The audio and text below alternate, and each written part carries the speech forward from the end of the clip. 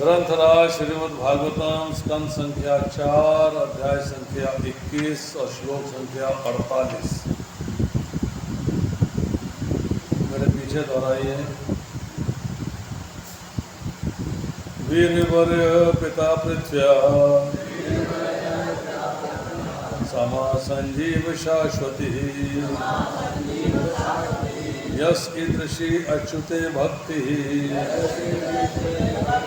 सर्वलोकेक भक्त ही।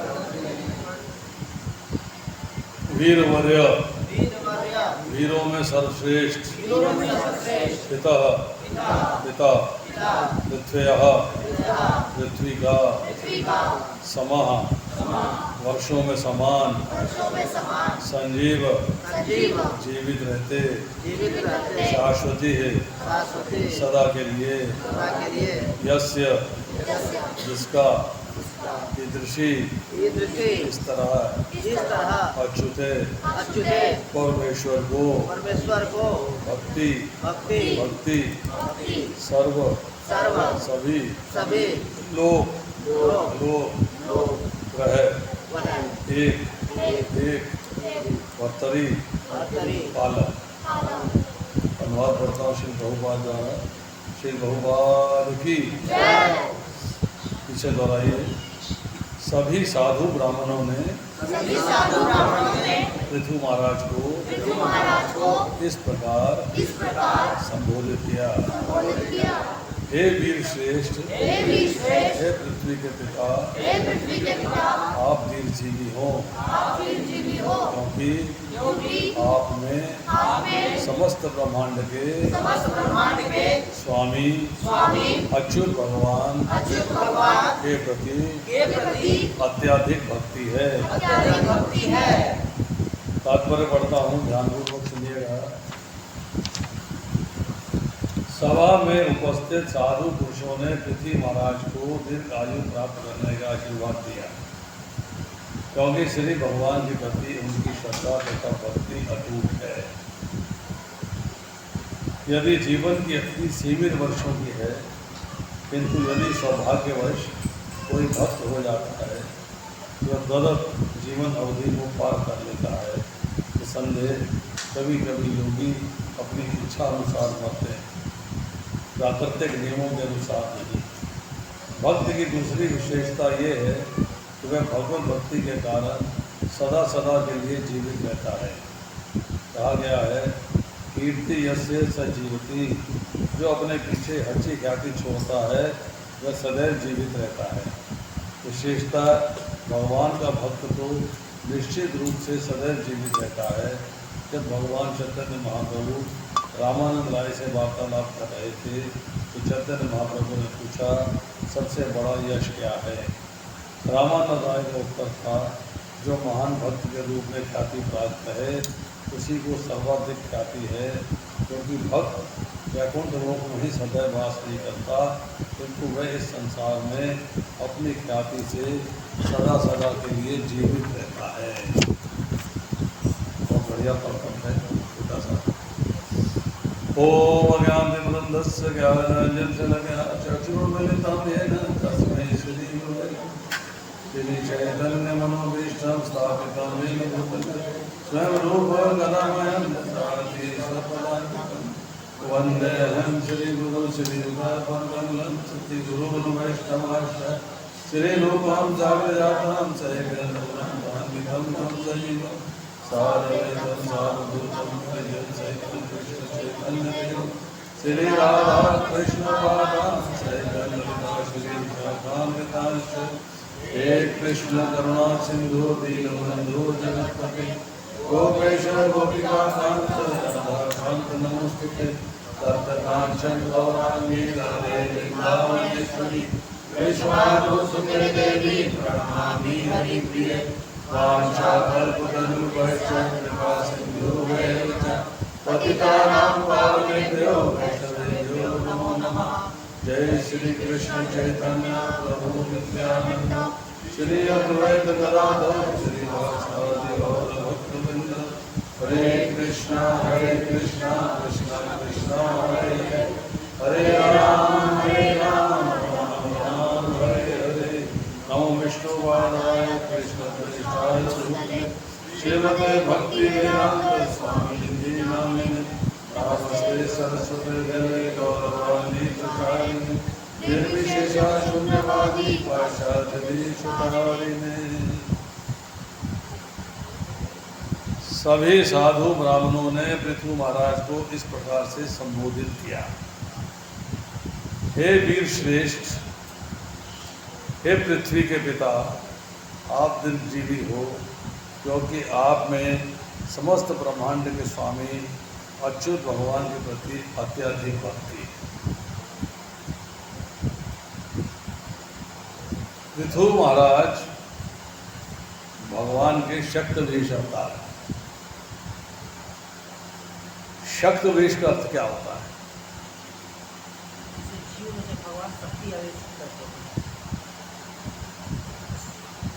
भगवान ने अपनी शक्ति का प्राकट्य आवेश पृथु महाराज ने कर दिया। तो शक्ति के आवेश का फायदा क्या हुआ, लाभ क्या हुआ? भगवान ने शक्ति आवेश कर दी, शक्ति दे दी। आवेश करने का मतलब है भगवान ने अपनी शक्तियाँ पृथु महाराज में भर दी। इसका फायदा क्या हुआ कि साधारण व्यक्ति से, साधारण राजा से उठ के वो एक महान राजा बने और भगवान के भक्त बने और भगवान के आदेश के अनुसार, भगवान की इच्छा के अनुसार अपनी प्रजा को धर्म के पालन के मार्ग पे लगाए। राजा क्या करता है? राजा का क्या कार्य है? आप किसी को देश का राजा बनाते हैं। आज के युग की बात अलग है, हम आज के युग की बात नहीं कर रहे। हम जो है उस युग की बात कर रहे हैं जिन दिनों की चर्चा चल रही है कि राजा का कर्तव्य क्या होता था। राजा क्या करता था? राजा कर्तव्य है कि वो अपनी सारी प्रजा का पालन करे और वो हर राजा का धर्म है। थाली बजाइए, पानी था पीने के लिए। हाँ, राजा का कर्तव्य है कि अपनी प्रजा का पालन करे। पालन करने में क्या क्या आता है? पालन कैसे किया जाता है? सभी वर्ण के लोगों को उनके विधियों के अनुसार कार्य में लगाया, जैसे ब्राह्मण शब्द। नंबर 1, भरण पोषण। वे प्रजा को जीने के लिए व्यवस्था होनी चाहिए, घर की व्यवस्था होनी चाहिए, छत की व्यवस्था होनी चाहिए। उसको जो है आज के युग में शब्द में बात करें तो रोटी कपड़ा मकान अवेलेबल होना चाहिए। मतलब भोजन की व्यवस्था होनी चाहिए, वस्त्रों की व्यवस्था होनी चाहिए, छत की व्यवस्था होनी चाहिए। इसके अलावा और क्या चाहिए? इसके अलावा और क्या चाहिए? तो प्रभु जी ने कहा कि वर्णाश्रम के अनुसार यथा योग्य प्रजा का पालन करना, उनको मार्ग दिखाना और ये इंश्योर करना कि ब्राह्मण वर्ग जो है ब्राह्मण वर्ग के नियमों का पालन करे, क्षत्रिय वर्ग जो है क्षत्रिय के नियमों का पालन करे, वैश्य वर्ग जो है वैश्यों के नियमों का पालन करे और शूद्र वर्ग जो है सबकी सेवा करे, अपने नियमों का पालन करे। ये राजा का कर्तव्य है जो आज मिसिंग है, आज नहीं। दूसरी बात, राजा क्या करता है? प्रजा के भरण पोषण की बात हमने करी, तो भरण पोषण में अन्न अनाज भी है। तो महाराज ने पृथ्वी का दोहन किया, अन्न अनाज की व्यवस्था करी। प्रजा के पालन के लिए उसको अन्न अनाज के साथ साथ दूध भी चाहिए। दूध चाहिए कि नहीं चाहिए? पोषक तत्व है, दूध मिलना चाहिए कि नहीं मिलना चाहिए? दूध कहाँ से आएगा? गाय से। तो गोधन की रक्षा करनी, राजा को गोधन की रक्षा करनी। आज गाय के साथ साथ भैंसें भी अवेलेबल हैं, उस जमाने में नहीं थी, सिर्फ गाय हुआ करती थी और प्रत्येक घर में गाय रहा करती थी।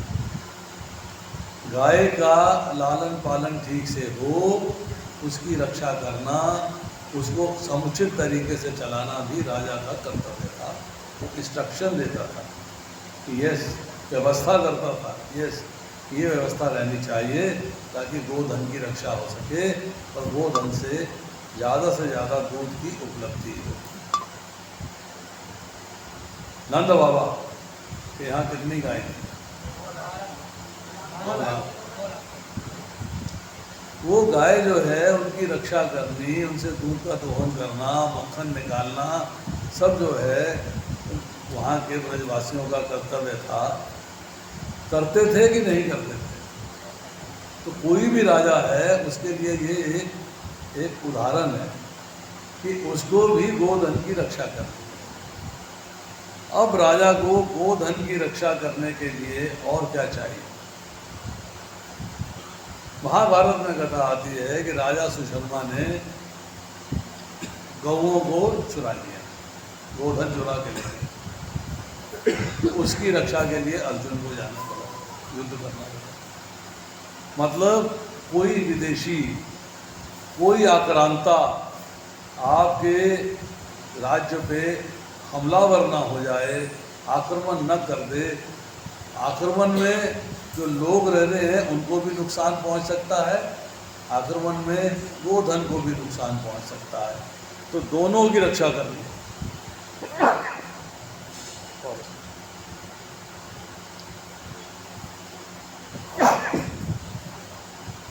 मतलब सीमाओं की रक्षा करनी, ये भी राजा का कर्तव्य है। प्रजा का भरण पोषण करना है, गोधन की रक्षा करनी है, प्रजा को वर्णाश्रम व्यवस्था के अनुसार चलाना है और सीमाओं की रक्षा करनी है, आक्रांताओं से रक्षा करनी है। उसके अलावा अपना राज्य तो चल ही रहा है, उसमें तो हमने व्यवस्था कर ली, पर पूर्ण संपूर्ण संसार जो है उसमें भी सारे राज्य ठीक से चले, उसकी व्यवस्था भी होनी चाहिए कि नहीं होनी चाहिए? उसके लिए सपोर्ट देना है, सहायता करनी है। तो उस समय के अंदर एक चक्रवर्ती राजा का कंसेप्ट था, चक्रवर्ती राजा, कि जिसको जो है चक्रवर्ती राजा अश्वमेध यज्ञ करने के बाद एक्सेप्ट कर लिया गया कि अगर कोई भी ऐसी समस्या किसी भी जो उसके अंदर आ गया है, जो उसके साथ हो गया है, उसमें अगर कोई भी समस्या आती है तो सारे राज्य उसको सपोर्ट करते हैं।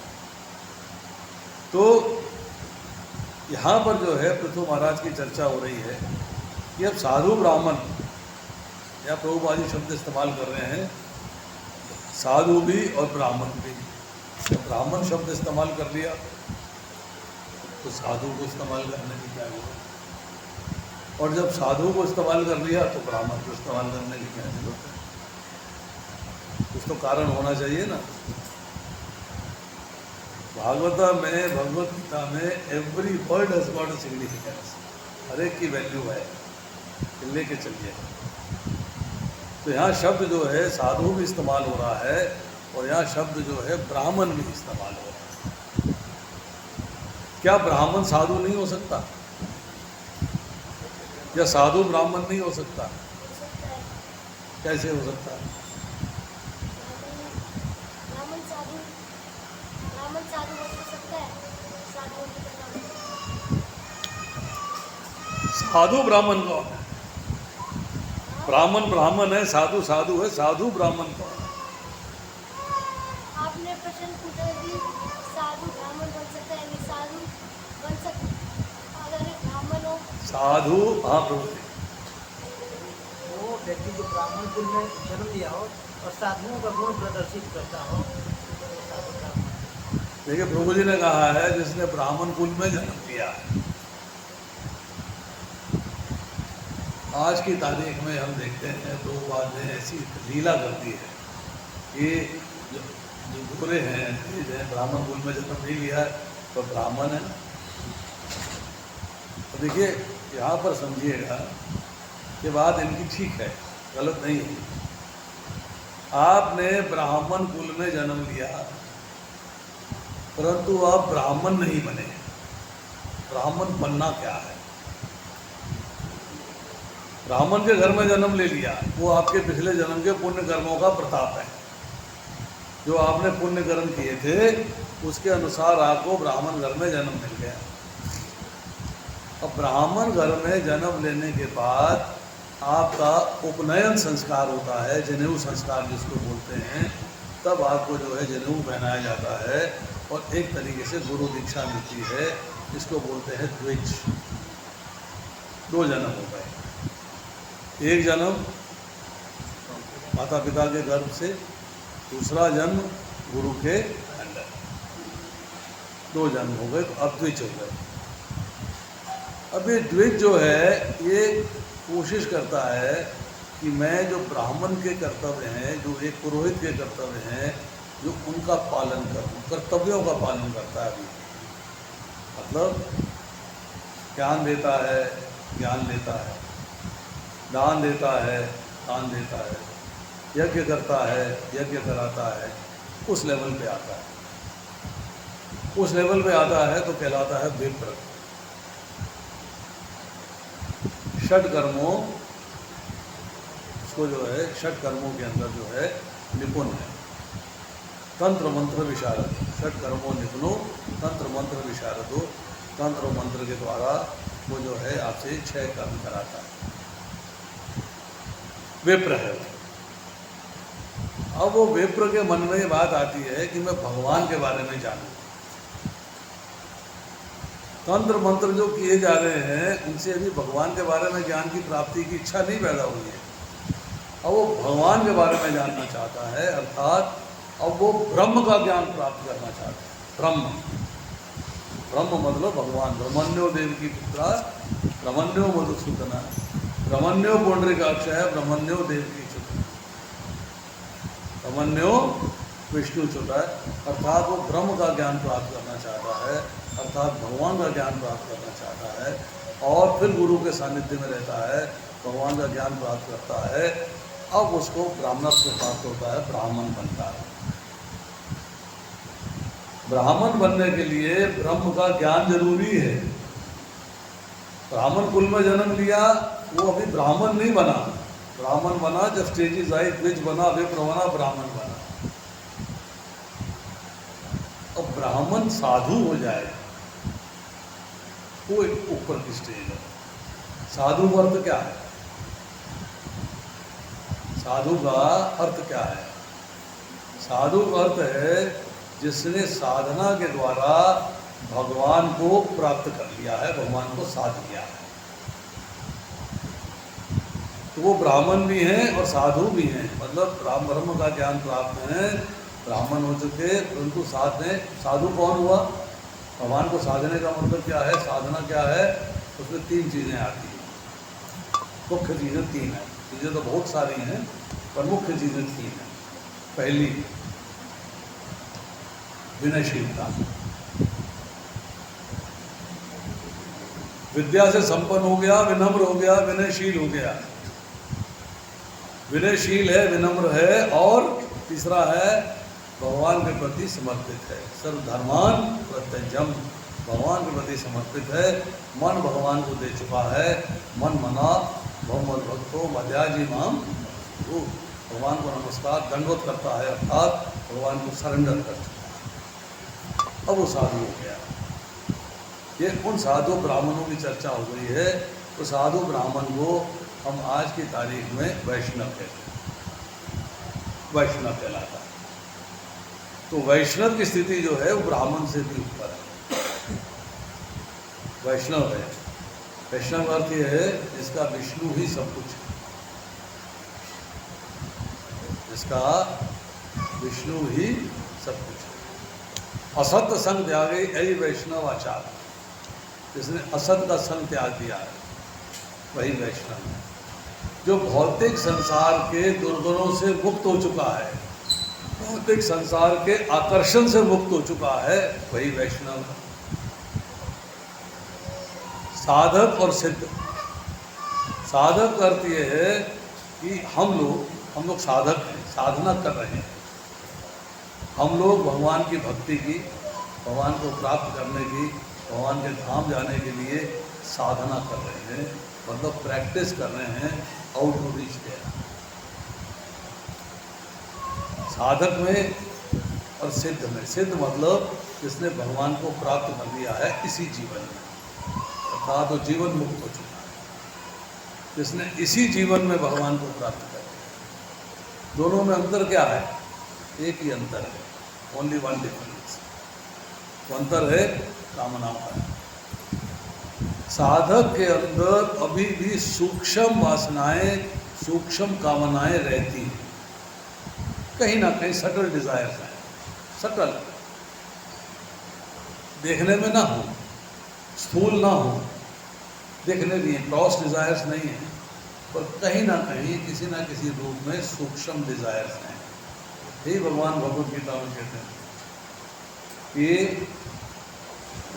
इंद्रियों का में कामनाओं का प्रभाव लगातार आता रहता है, परंतु इसको तुष्ट करने का प्रयास नहीं करना चाहिए। और उससे बेटर कौन है?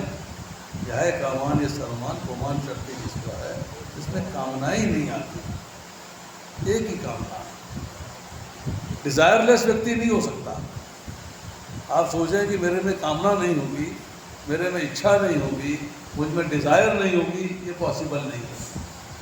डिज़ायर है, कामना है, और कामना आध्यात्मिक है, कामना है भगवान की सेवा करने, एक ही कामना, इज ओनली वन डिज़ायर कि मैं भगवान की सेवा में किस तरह अपने आप को लगा सकूं।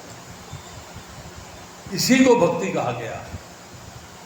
भक्ति करती है भगवान की प्रेममयी सेवा, मतलब मैं अपने आप को भगवान की सेवा में लगा सकूं। जब हम भगवान से योग की बात करते हैं तो कर्म योग की बात होती है, तो सकाम कर्म योग आता है, एक निष्काम कर्म योग आता है। सकाम कर्म योगा, योगा का मतलब है जोड़ना, कर्म का मतलब है कर्म के द्वारा, कार्य के द्वारा, एक्शन के द्वारा। सकाम मतलब कामना सहित हम भगवान के पास आते हैं, मिठाई लाते हैं, फल लाते हैं, फूल लाते हैं और कोई ना कोई कामना करते हैं। जुड़े तो हैं भगवान से जुड़ाव तो है, परंतु उस जुड़ाव में कामना आ गई। ठाकुर जी सुख शांति दीजिए, मेरी विश पूरी कर दीजिए, मेरी इच्छा पूरी कर दीजिए, मुझे मकान दिलवा दीजिए, मुझे गाड़ी दिलवा दीजिए, मुझे ये कर दीजिए, मुझे वो कर दीजिए।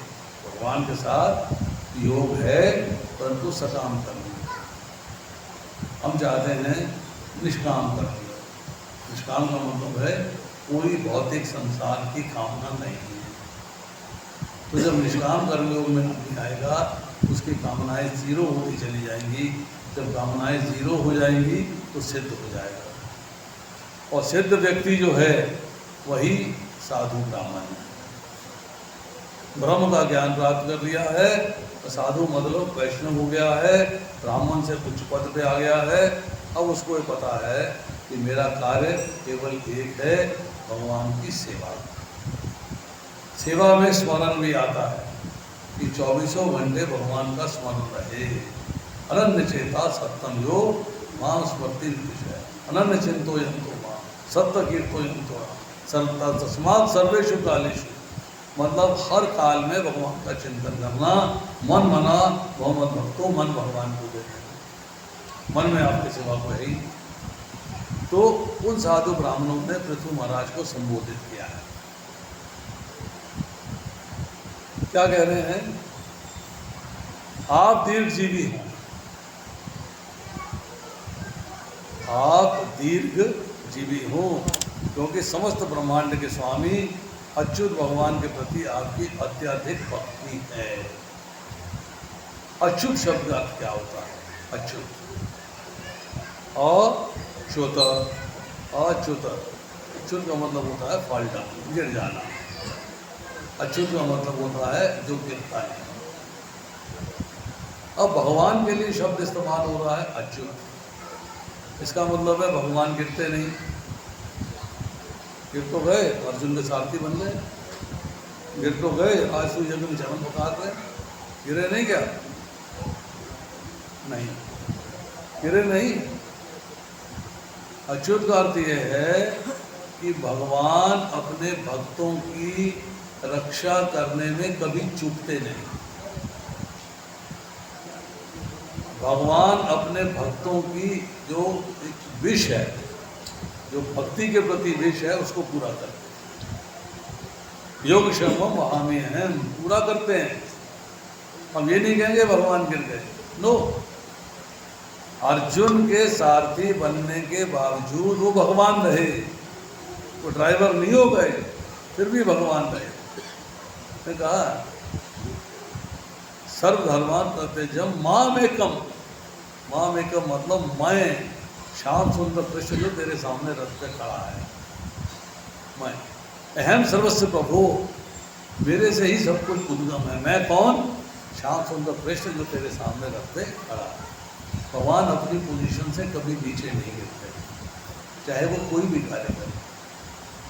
गोपियों के साथ नंगे भाव ब्रज की भूमि पे घूम रहे हैं, नाच रहे हैं, कूद रहे हैं, खेल रहे हैं, राधा जी के चरणों का श्रृंगार कर रहे हैं, गिरे तो नहीं। भगवान है, उनकी स्थिति अपनी जगह अक्षुण है, वो हिल नहीं सकती। तो भगवान अच्युत है। अच्युत मतलब इसके दो अर्थ हैं। एक, भगवान अपनी पोजीशन से कभी नीचे नहीं गिरते, भगवान बने रहते हैं। दूसरा, भगवान भक्तों की रक्षा करने से कभी नहीं चूकते। जब भक्त गजेंद्र की रक्षा करी नहीं करी, द्रौपदी की रक्षा करी नहीं करी, उत्तरा की रक्षा करी नहीं करी, जहाँ जहाँ प्रहलाद महाराज की रक्षा करी नहीं करी, जहाँ जहाँ रक्षा की आवश्यकता है, भगवान के भक्त हैं, तो भगवान अपने भक्तों के बस में है। भगवत गीता में भगवान ने एक स्टेटमेंट दिया, हे अर्जुन, तुम निडर होकर घोषणा कर दो कि मेरे भक्त का कभी विनाश नहीं होगा। भाई, भगवत गीता के अंदर अर्जुन के प्रश्नों के उत्तर कौन दे रहा है? आप दे रहे हो। आपने स्टेटमेंट दिया, आप सारी बातें कहते आए, तो आप घोषणा क्यों नहीं करते? आप घोषणा करो कि मैं निडर होकर घोषणा करता हूं कि मेरे भक्त का कभी विनाश नहीं होगा। स्टेटमेंट सारी की सारी, चर्चाएं सारी की सारी, उत्तर सारे के सारे कौन दे रहा है?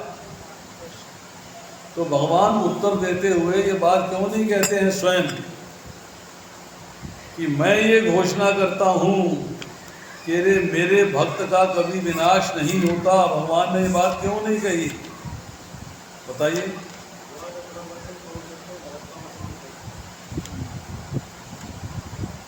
यदि कोई जघन्यतम कर्म भी करता है तो वह भक्ति में रत रहता है, उसे साधु मानना चाहिए, क्योंकि वह अपने संकल्प में अडिग है। एक स्टेटमेंट दिया भगवान ने कि अगर किसी से डिजायर्स हैं, सूक्ष्म डिजायर्स हैं, उसके नाते कोई भक्त जो है भक्ति करते हुए गलती कर बैठता, मिस्टेक हो जाता है, परंतु उसके बावजूद, मिस्टेक के बावजूद वो भक्ति से डिगता नहीं है, भक्ति करता ही रहता है, भक्ति चलती रहती है। अब ऐसे व्यक्ति के बारे में भगवान कह रहे हैं उसे साधु मानना चाहिए। मतलब अभी भी वो भगवान की भक्ति में रत है तो भक्त है, साधु मतलब भक्त है, वो अभी भी भक्त है, उसको डिस्कार्ड नहीं करना चाहिए, उसको हटाना नहीं चाहिए। क्योंकि वो अपने संकल्प में, संकल्प क्या है? भक्ति करने का, भगवान की सेवा करने का संकल्प है, उसमें अडिग है, उससे दिखता नहीं, उठता नहीं।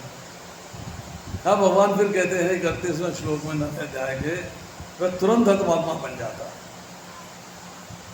मतलब संकल्प में अडिग रहते हुए, भक्ति करते हुए, जानबूझ के गलती नहीं करी है, बाई चांस मिस्टेक हो गया है, बाई चांस को अपराध हो गया है, तो वो स्थायी शांति को प्राप्त करता है। फिर भगवान कहते हैं, हे कुंती पुत्र, तुम निडर होकर घोषणा कर दो कि मेरे भक्त का कभी विनाश नहीं होगा। जब आप कह रहे हो तुरंत धर्मात्मा बन जाता है, आप कह रहे हो स्थायी शांति को प्राप्त होता है, फिर कुंती पुत्र तुम घोषणा कर दो। आप क्यों नहीं कर रहे? आप घोषणा क्यों नहीं कर रहे? क्या कारण है कि भगवान ने ऐसा स्टेटमेंट दिया कि मैं घोषणा नहीं करूंगा, तुम घोषणा करो? क्यों?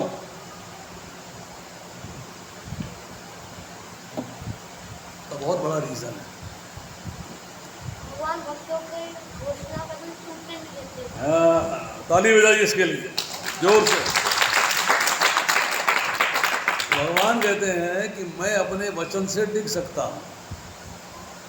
मैंने कमिटमेंट करी थी कि मुझे तो मैं पार्टिसिपेट नहीं करूँगा, और जब मुझे भीष्म पे क्रोध आया तो मैं चक्का लेके उसे मारने चल दिया। अर्जुन ने पैर पकड़ लिए, मुझे रोक लिया, वरना मैंने तो अपनी वचन तोड़ दिया था। परंतु मेरे भक्त का दिया हुआ वचन मैं कभी नहीं तोड़ता। अगर अर्जुन घोषणा कर देगा तो वो कभी टूटेगी नहीं, उसको मैं तोड़ नहीं सकता, उस घोषणा को मैं तोड़ नहीं सकता। ये भगवान की क्वालिटी है। तो यहाँ पर जो है भगवान कहते हैं कि आपकी अच्युत भगवान के प्रति अत्याधिक भक्ति है, अत्याधिक भक्ति है, मतलब आप जो है भगवान के प्रति सरेंडर्ड है। अब यहाँ पर जो है परपट में एक अच्छी अच्छी बातें आ रही हैं। सभा में उपस्थित साधु पुरुषों ने पृथ्वी महाराज को दीर्घ आयु प्राप्त करने का आशीर्वाद दिया, क्योंकि भगवान के प्रति उनकी श्रद्धा और भक्ति अटूट है। श्रद्धा अटूट निष्ठा हो जाती है और भक्ति अटूट सरेंडर है। आप भगवान के प्रति पूर्णतः सरेंडर हैं, अपने बारे में कुछ नहीं है, अनन्य अनन्य, केवल मेरा स्मरण, मेरे सिवाय किसी और का स्मरण नहीं। और कौन है? भौतिक संसार में जितनी वस्तुएं सब अन्य है। मेरा शरीर वो भी अन्य है। इतना लेवल ऑफ सरेंडर चाहिए कि भगवान के सिवा मुझे कुछ सूझ ही नहीं रहा। मेरी भगवान में ऐसी आसक्ति है कि मुझे भगवान के सिवाय और कुछ सूझ ही नहीं रहा, अपना शरीर भी नहीं सूझ रहा, मुझे उसकी भी चिंता नहीं। नंगे पैर एक लड़की अपने प्रेमी को ढूंढते हुए वन में चली जा रही है, घूम रही है बाएं दाएं बाएं दाएं, उसके मन में प्रेमी समाया हुआ है, प्रेम की पराकाष्ठा है और कुछ याद नहीं है। नंगे पैर है, कांटे चुभ रहे हैं, बुरे हाल हो रहे हैं, कोई परवाह नहीं है, मुझे प्रेमी की तलाश है। एक पंडित जी बैठे हुए ये कर रहे थे, उनके सामने से चार पांच छाया निकल गई। यज्ञ समाप्त हुआ, पंडित ने लकीर होगा, तेरे को समझ में नहीं आ रही कि मैं भगवान की पूजा में लगा हुआ हूँ, यज्ञ कर रहा हूँ, भगवान की भक्ति में लगा हुआ हूँ, तो मुझे डिस्टर्ब कर रही है, तूने मुझे डिस्टर्ब कर दिया, मेरे आगे से 4-5-6 बार निकल गई, मुझे कितना कष्ट हुआ है, मेरी कंसंट्रेशन, मेरा ध्यान विचलित हो गया। तो लड़की ने कहा क्षमा कर दीजिए, माफ़ी कर दीजिए, गलती हो गई है, मैं आपसे क्षमा चाह रही हूँ। क्षमा कर दिया। लड़की ने कहा महात्मा जी आपसे एक सवाल करूँ, बुरा तो नहीं मानेंगे? बोले नहीं। बोले मैं ये चाहती हूँ कि मेरे प्रश्न का आप उत्तर दे दें। बोली मैं अपने प्रेमी के प्रेम में पागल थी, प्रेमी की तलाश कर रही थी, प्रेमी के प्रेम में पागल थी, मुझे आप दिखाई नहीं दिए। अब दिखाई दे जाते तो मैं सामने से नहीं गुजरती, इतना तो मुझे ध्यान था। परंतु मैं प्रेमी के प्रेम में पागल थी, मुझे आप दिखाई नहीं दिए। आप तो भगवान के प्रेम में पागल थे, आपको मैं कैसे दिखाई देती? भगवान के प्रेम में पागल होना कि भगवान के सिवाय और कुछ समझ ही नहीं आ रहा, और कुछ दिख नहीं रहा, और कुछ पल्ले नहीं पड़ रहा मेरे। केवल ठाकुर जी, केवल ठाकुर जी, केवल ठाकुर जी, केवल भगवान, केवल भगवान, केवल भगवान। संसार में रहते हुए संसार से अलिप्त रहना है, संसार से लिप्त नहीं होना है। लिप्त होना है भगवान की सेवा से, बस। भगवान के प्रति ऐसा भाव जिस दिन आ जाएगा, उस दिन भगवान आपके बस में हो जाएंगे। क्या कहेंगे भगवान? तस्यायम सुलभ पार्था नित्य युक्त से योगिना, जो मेरे प्रति, मेरे योग में मेरे से युक्त है, नित्य हर क्षण हर पल हर मोमेंट, उसको मेरे सिवाय कोई सोचता नहीं है, उसके लिए मैं सुलभ हूँ। सुलभ अर्थ क्या है? तुमने पुकारा और हम चले आए, भगवान आ जाएंगे। आपको कुछ सूझ नहीं रहा, भगवान आ जाएंगे आपके। तो यहाँ जो है प्रभुपाद लिख रहे हैं कि यदि सौभाग्यवश कोई भक्त हो जाता है, तो जीवन अवधि को पार कर लेता है, निसंदेह कभी कभी योगी अपनी इच्छा अनुसार करते हैं, ठीक है। उनको वरदान होता है भक्ति के बाहर कि वो योगी जो है, जो हृदय में भगवान है, उनके प्रति समर्पित रहते हैं, उनका ध्यान लगाते हैं। उनको पता लग जाता है कि मृत्यु की तारीख कब है, मृत्यु का समय कब है, उसी के अनुसार उनकी मृत्यु होती है, ध्यान होता है। परंतु यहाँ है भक्त की विशेषता क्या है? देखिए, संसार आपको दो ही बातों से याद करता है। या तो आप सबसे घटिया इंसान हैं, हिटलर को याद करते नहीं करते, मुसोलिनी को याद करते नहीं करते, स्टालिन को याद करते नहीं करते, ये क्रूर थे। मतलब उन्होंने जो है समाज की व्यवस्था को नष्ट भ्रष्ट किया, बहुत हत्याएं करी, राज्य को ऐसे चलाया कि सारी अर्थव्यवस्था, सारा समाज अस्त व्यस्त हो गया। या कोई भक्त, भक्त जिसने जो है असंख्य लोगों को भगवान की सेवा में लगा दिया। हम लोग कहते हैं शील प्रभुपाद। प्रभुपाद का अर्थ क्या है? प्रभुपाद के दो अर्थ हैं। पहला अर्थ यह है कि वो व्यक्ति जो भगवान के चरणों में अपने को समर्पित कर चुका है। प्रभु भगवान पादमीज चरण, उसने अपने आप को भगवान के चरणों में समर्पित कर दिया, समर्पण कर दिया, तो प्रभुपाद। दूसरा मीनिंग क्या है? दूसरा मीनिंग है कि जिस व्यक्ति ने अपने आचरण के द्वारा, अपने उपदेशों के द्वारा, अपने कर्मों के द्वारा, अपने ज्ञान के द्वारा असंख्य लोगों को भगवान के चरणों में समर्पित करवा दिया, वो प्रभुपाद है। आज आप मंदिर में आते हैं, सबसे पहले ठाकुर जी के पास जाते हैं कि सबसे पहले प्रभुपाद के पास जाते हैं? उन्होंने आपको भक्ति में लगाया, वो हमारे ज्ञान के प्रदर्शक हैं। उनकी ग्रंथ पढ़ पढ़ के, उनके परपट्स पढ़ पढ़ के, उनकी कन्वर्सेशंस, उनकी डिस्कशंस, उनकी किताबें पढ़ के ही तो हम ज्ञान प्राप्ति करके हृदय को शुद्ध कर पाए और भगवान की भक्ति में लग पाए। तो वो प्रभुपाद ऐसे भक्त जो हैं, उनके लिए कहा गया है कीर्त्यस्य स जीविता, उनकी कीर्ति अक्षुण्ण रहेगी। जब तक संसार रहेगा तब तक उनकी कीर्ति रहेगी, क्योंकि वही हमको मार्गदर्शन करने वाले हैं, वही हमको सही रास्ता दिखाने वाले हैं, वही हमको बताने वाले हैं कि भाई ज्ञान मिला है परंतु पंडा जागृत करो, अर्थात विवेकमयी बुद्धि जागृत करो, अर्थात आर्ट ऑफ डिस्क्रिमिनेशन जागृत करो कि क्या सही है, क्या गलत है, क्या सार है, क्या आसार है, क्या कर्तव्य है, क्या कर्तव्य है, क्या करणीय है, क्या अकरणीय है।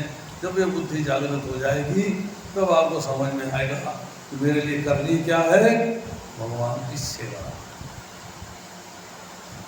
जब तक ये बात समझ में नहीं आएगी तब तक भगवान की सेवा कैसे करेंगे? और समझाया किसने? प्रभुपाद। तो ऐसे जो भक्त हैं इनकी कीर्ति अक्षुण्ण रहती है, संसार के अंत तक इनकी कीर्ति रहेगी, संसार के अंत तक। हम चाहें भी तो भक्ति में आने के बाद प्रभुपाद की कीर्ति, उनका स्मरण, उनका प्रणाम, उसको भूल नहीं सकते। तो यहाँ जो है जब चैतन्य महाप्रभु की चर्चा आ रही है तो पूछा सबसे बड़ा यश क्या है? तो रामानंद राय उत्तर दे रहे हैं जो महान भक्त के रूप में ख्याति प्राप्त है वही यश सबसे बड़ा है। महान भक्त के रूप में जो ख्याति प्राप्त है वही सबसे बड़ा यश है। आज आप युद्ध जीत लेते हैं, आपने 10 देशों के अंदर अपनी वैल्यू बना ली, कुछ साल के बाद लोग भूल जाएंगे, कोई प्रणाम नहीं करेगा, पर भक्त उसको प्रणाम करने की परंपरा संसार के अंत तक रही। तो किसका यश ज़्यादा है, शासक का या भक्त का? भक्त। तो ये बात यहाँ लिखी जा रही है क्योंकि भक्त वैकुंठ लोक में ही वास नहीं करता, किंतु वह संसार में अपनी ख्याति से सदा सदा जीवित रहता है। भक्त की दो क्वालिटी है, दो बार के लेवल के जो भक्त हैं, जो हमारे वैष्णव आचार्य हैं, उनकी दो क्वालिटी है। इस लास्ट सेंटेंस को समझिएगा, लास्ट सेंटेंस में वैकुंठ लोक में वास करना। अब प्रकट हो गए, संसार त्याग दिया, वैकुंठ चले गए। जब वैकुंठ में ही थे तो भाई क्यों? इच्छा से आए क्या? नहीं। भगवान कहते हैं कि तुम मेरे अंश थे, तुम यहाँ से गए, अब तुमको मेरे पास वापस आना है तो कैसे आओगे? तो मुझे अपने भक्त को भेजना है तुमको गाइड करने के लिए। तो जो वैष्णव आचार्य हैं, जो उच्च कोटि के भक्त हैं, वो अपनी मर्जी से इस संसार में नहीं आ पाते। वो भगवान द्वारा जीवों का उद्धार करने के लिए भेजे जाते हैं, और भेजे जा रहे हैं इसलिए उनमें भगवान अपनी शक्ति का आवेश करते हैं। तो जितने भी वैष्णव आचार्य हैं, जितने भी जो उच्च ख्याति प्राप्त हमारे परंपराएं हैं, उसके अंदर जितने भी भक्त आते हैं वो सारे के सारे भगवान के शक्त भी श्रद्धा है। भगवान ने अपनी शक्ति का आवेश किया है, उस शक्ति के द्वारा ही उन्होंने असंख्य लोगों को भक्ति के मार्ग में लगा दिया। आप सोच सकते हैं, सुबह के समय की नींद बहुत प्यारी होती है, आनंद आता है नहीं आता? कितने लोग कहते हैं सुबह की नींद का आनंद नहीं आता, और कितने लोगों को आता है? फिर यहाँ क्यों बैठे हुए?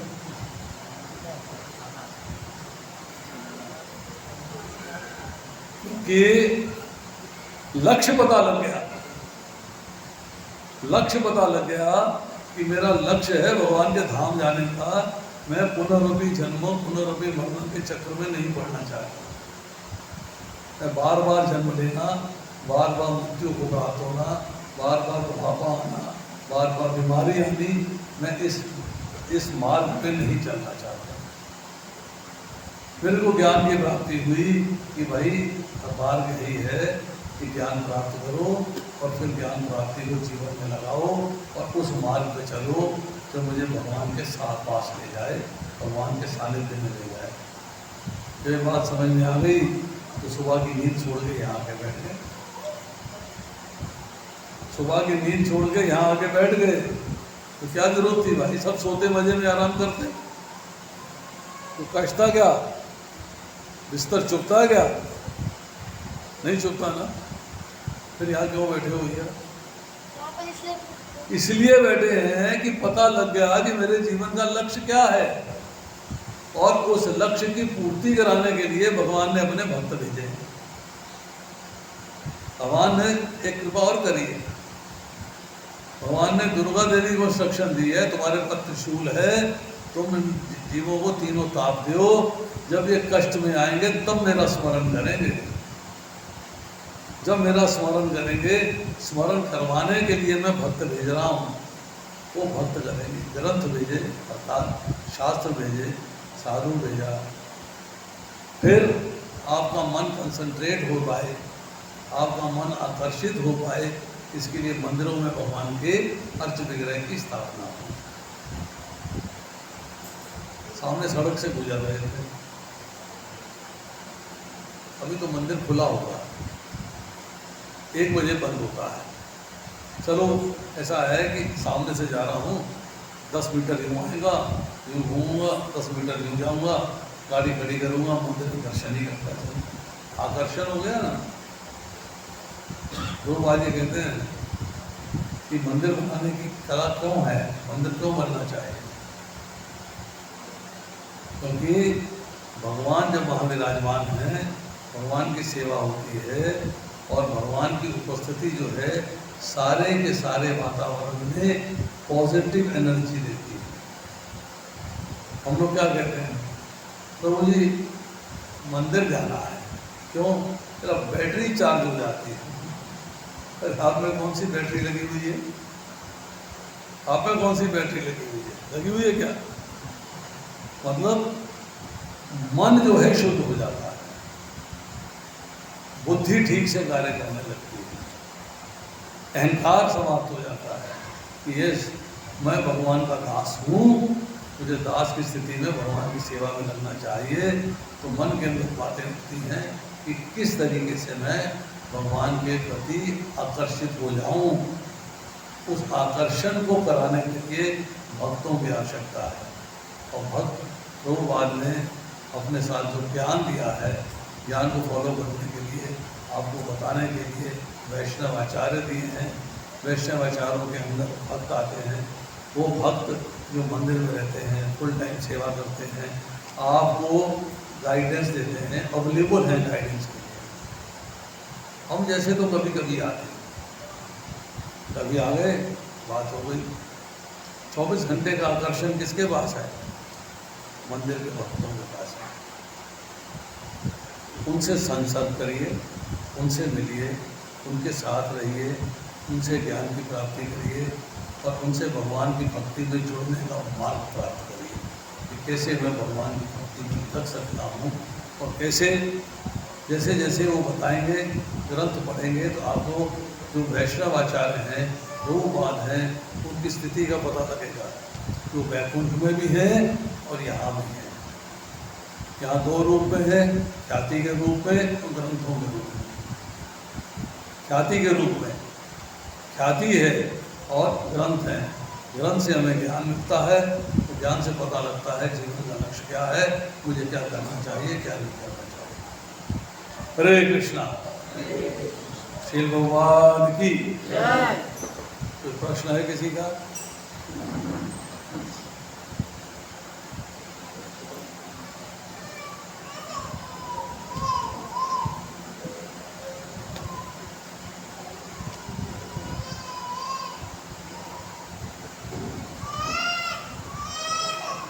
कोई क्वेश्चन नहीं तो प्रभु जी का सवाल है। हरे कृष्ण प्रभु। ये आपने कहा जो ब्राह्मण ही द्विज कहलाते हैं, लेकिन मैंने कहीं पर जो ब्राह्मण क्षत्रिय वैश्य ये तीनों द्विज कहलाते हैं। क्या कह रहे हैं जरा बताइए प्रभु,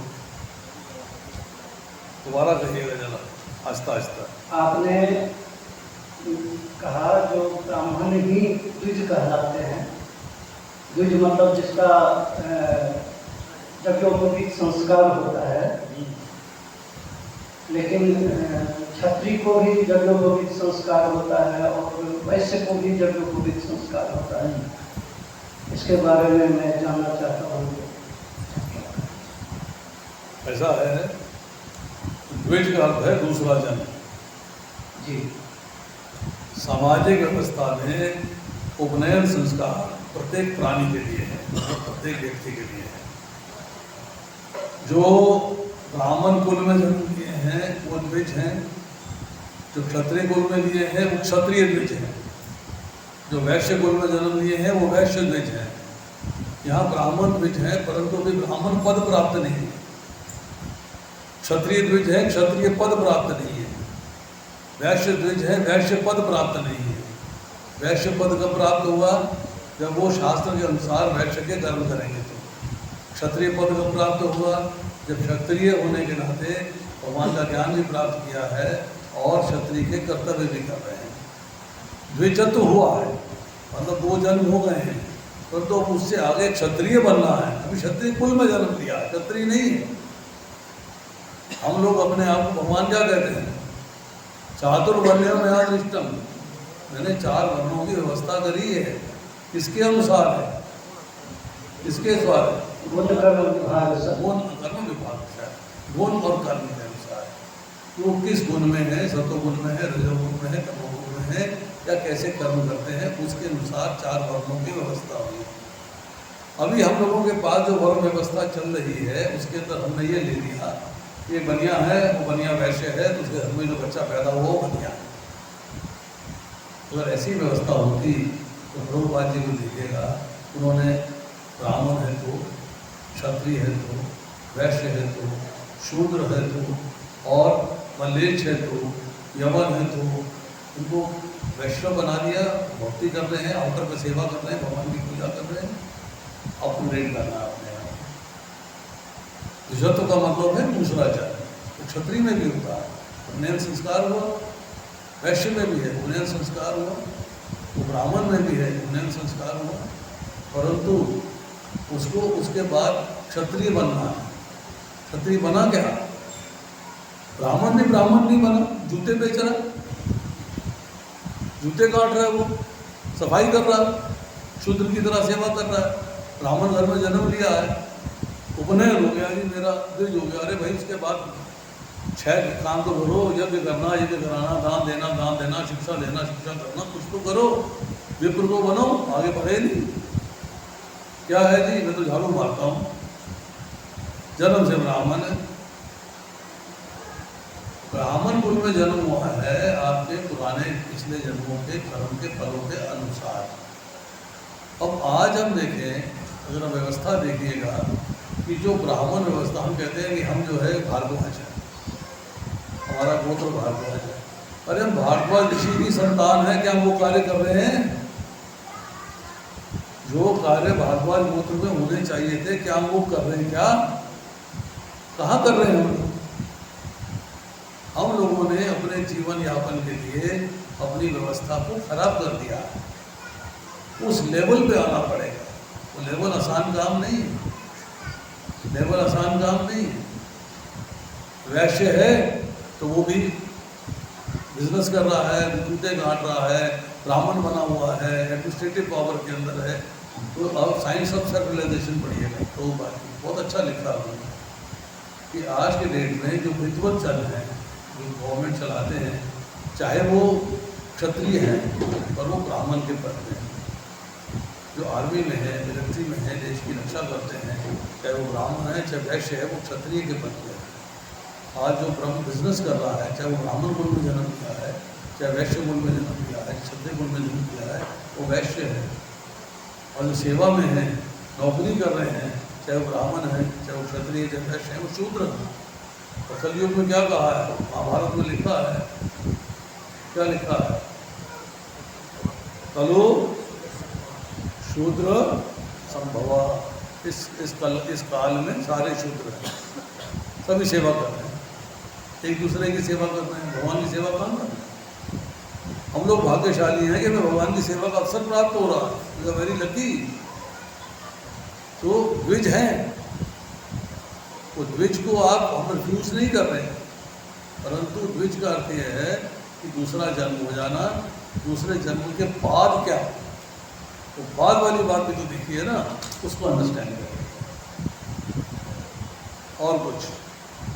जी जी प्रभु जी, दूसरा प्रश्न ये है, जो आपने कहा जो ब्राह्मण ही ब्रह्म को जानता है, तो वाल्मीकि जी तो ब्राह्मण नहीं थे। किसने कहा आपसे? वाल्मीकि जी की बात कर रहे हैं ना जी। कौन थे? वाल्मीकि शूद्र थे। ये आप आज के युग की बात कर रहे हैं। आप वाल्मीकि जी के बारे में जानना चाहते हैं तो मैं आपको वाल्मीकि जी की पूर्ण कथा बता देता हूँ। मुझे 1 मिनट का समय दीजिएगा, उनकी पूरी जो है लाइफ हिस्ट्री बता देता हूँ आपको। सुनिए, वाल्मीकि जी जो है प्रचेता के पुत्र हैं। वाल्मीकि रामायण 7वां खंड 96वां अध्याय 18वां श्लोक, 5वां खंड 5वां सर्ग 93वां अध्याय 16वां श्लोक, और अध्यात्म रामायण में भी इसकी चर्चा आती है। मनुस्मृति के पहले अध्याय के 35वें श्लोक में चर्चा आती है। प्रचेतसम वशिष्ठम च प्रभु नारद एवं च, प्रचेता के वशिष्ठ नारद पुलत्स्य कवि आदि का भाई कहा गया है। स्कंद पुराण के वैशाख महात्म्य में चर्चा आती है। स्तंभ नाम के एक ब्राह्मण थे जिनका गोत्र वत्स था, वत्स गोत्र के ब्राह्मण थे। उनको मृत्यु के बाद अगली लाइफ मिली और अगली लाइफ में उनका संग हो गया व्याधों के साथ, तो व्याध हो गए। व्याध का मतलब है कि पक्षियों को पकड़ते थे और बेचते थे, मारते थे। वहाँ पे उनका शंख ऋषि से संग हुआ और शंख ऋषि ने कहा कि आप राम नाम जपिए। उन्होंने कुछ दिन राम नाम जपा, मृत्यु हुई। अगले जन्म में अग्नि शर्मा ब्राह्मण बने। इसी अग्नि शर्मा को रत्नाकर भी कहते हैं। पूर्व जन्म के संस्कारों के वश व्याधों का फिर संग हो गया। व्याधों का संग हो गया तो व्याध कर्म करने लगे। तो व्याध कर्म करने लगे तो सप्त ऋषियों का संग हुआ। सप्त ऋषियों ने गाइडेंस दिया, तो कहा कि राम नाम जपा करो, तो बोले मैं राम नाम नहीं जप सकता। कहा कि अपने परिवार से पूछ के आओ कि आप जो है पक्षियों को मारते हो, पक्षियों को पकड़ते हो, क्या वो पाप का फल भोगेंगे? तो परिवार वालों ने मना कर दिया, हम क्यों भोगेंगे, मारते तुम हो, हमें उससे क्या मतलब, उनको तो खाने को मिलता।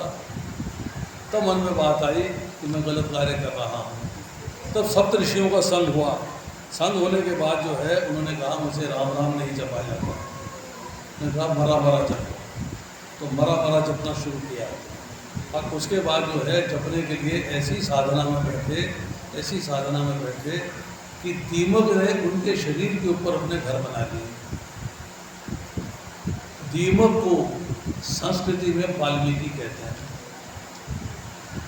दीमक की बांबी जो है वो जब बन गई है तो उसके बाद वाल्मीकि कहलाए। कहाँ लिखा है शास्त्रों में कि वो शूद्र थे? ये हम लोगों ने बना दिया। ओहो, ये वाल्मीकि है, इसको शूद्र। आज की डेट में पिछले 100 साल में 150 साल में जितने शूद्र हैं सारे वाल्मीकि हो गए। ब्राह्मण थे ब्राह्मण। अरे प्रचेतस के पुत्र है भैया। अब मैं तो वाल्मीकि रामायण से बता रहा हूँ, अथवा अध्यात्म रामायण से बता रहा हूँ। चर्चाएँ जो हैं वो सारी जब शास्त्र पढ़ेंगे तो हमारी बातें क्लियर होती हैं कि वाल्मीकि जी शूद्र नहीं थे। ये अलग बात है कि समय पाकर, अब हम कहें शंकर जी के बारे में, शंकर जी की मूर्ति जो है हर शमशान घाट में होती है। तो शंकर जी प्रेत है क्या? शंकर जी भूत है क्या? शमशान घाट में कौन रहता? प्रेत। तो शंकर जी प्रेत है क्या? शंकर जी प्रेतों पे अपनी कृपा करने के लिए वहां पे उपस्थित हैं। इतने दयालु हैं शंकर जी, आशुतोष कहलाते हैं, कि अपनी कृपा करने के लिए वो शमशान घाट में उपस्थित हैं, ताकि प्रेतों पे कोई कृपा नहीं करता है तो मैं कर रहा हूँ। इसी तरह वाल्मीकि जी ने देखा कि जो समाज की निकृष्ट सोसाइटीज़ हैं उनको भी कृपा की इच्छा है, उनके ऊपर भी दया दृष्टि होनी चाहिए, उन पर दया दृष्टि करने लगे। उन्होंने कहा ये तो हमारे वाल्मीकि सारे शूद्र वाल्मीकि, ऐसा नहीं। ये ग्रंथ है, इसका अगर आपको ज्ञान प्राप्त करना है तो जो मैंने कोटेशन दी है उसको खोल के पढ़ लीजिएगा, ज्ञान मिल जाएगा। और बताइए।